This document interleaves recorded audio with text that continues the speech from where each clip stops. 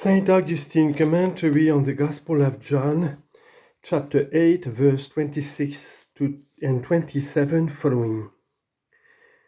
What I say you may gather from daily analogies.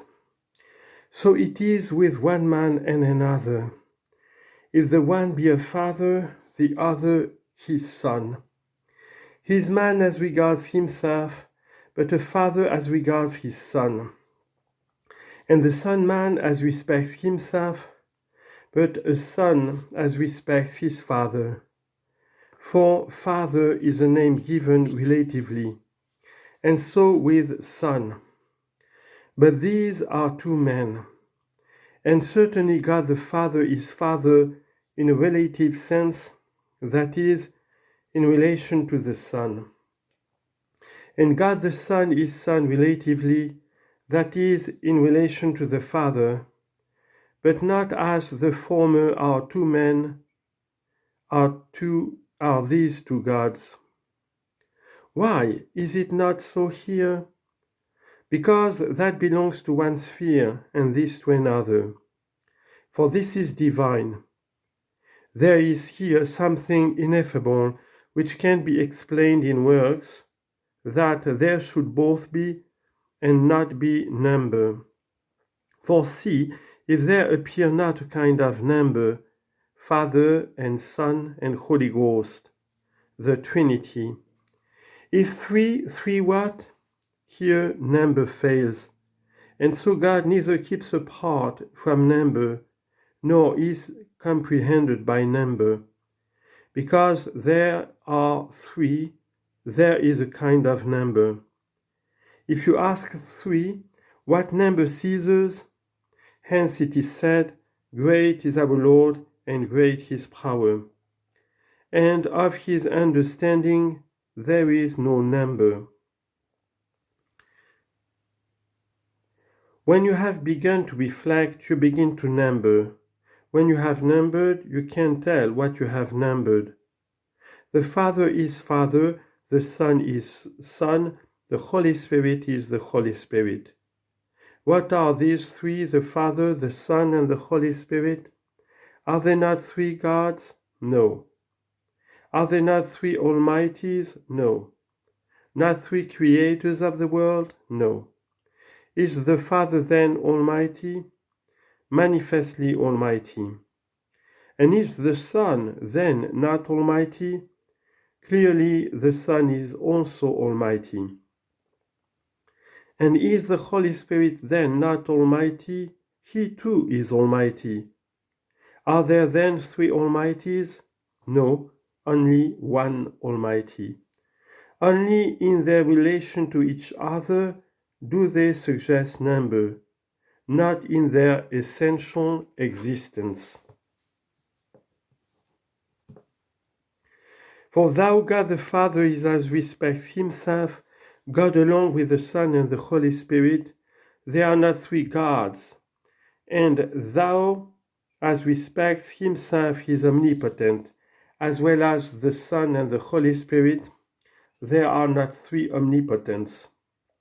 For in truth, he is the Father not in respect to himself, but to the Son. Nor is the Son so in respect to himself, but to the Father.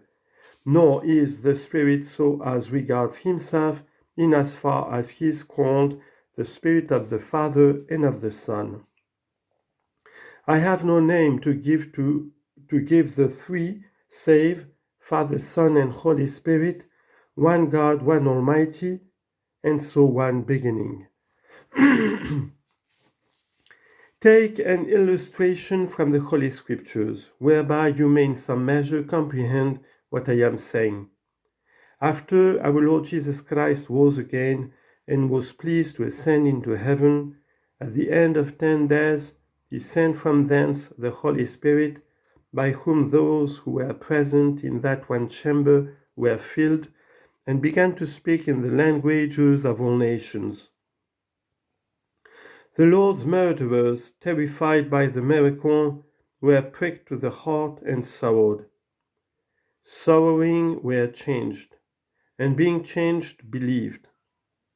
There were added to the Lord's body, that is, to the number of believers, 3,000 people. And so also by the working of another miracle, there were added other 5,000.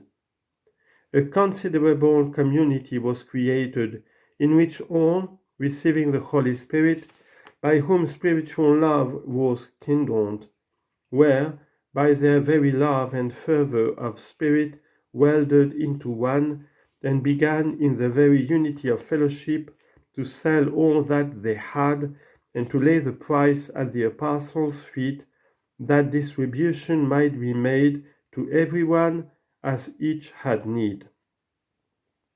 And the Scripture says this of them, that they were of one soul and one heart toward God. Acts chapter 2 and chapter 4, verse 32 and following. Give heed then, brethren, and from this acknowledge the mystery of the Trinity, how it is, we say, there is both the Father and the Son and the Holy Ghost, and yet there is one God. See, there were so many thousands of these, and yet there was one heart. There were so many thousands and one soul. But where? In God. How much more so God himself? Do I err at all in word when I call 2 men 2 souls, or 3 men 3 souls, or many men many souls? Surely I speak correctly. Let them approach God, and one soul belongs to all. If by approaching God many souls by love become one soul, and many hearts one heart, what of the very fountain of love in the Father and Son? Is it not still more so here that the Trinity is one God? For thence of that Holy Spirit does love come to us, as the Apostle says, the love of God is shed abroad in our hearts by the Holy Ghost, which is given unto us. Romans chapter 5, verse 5. If then the love of God, shed abroad in our hearts by the Holy Ghost, which is given unto us, makes many souls one soul, and many hearts one heart, how much rather are the Father and Son and Holy Spirit one God, one light, and one beginning? Let us hear then the beginning who speaks to us. I have, said he, many things to say of you and to judge. You remember that he said, I do not judge anyone. Chapter 12, verse 15. See now, he says, I have many things to say of you and to judge. But I do not judge is one thing. I have to judge is another. For he had come to save the world, not to judge the world. Chapter 12, verse 47. In saying, I have many things to say of you and to judge, he speaks of the future judgment. For therefore did he ascend, that he may come to judge the living and the dead. No one will judge more justly than he who was unjustly judged. Many things, said he, have I to say of you and to judge, but he that sent me is true.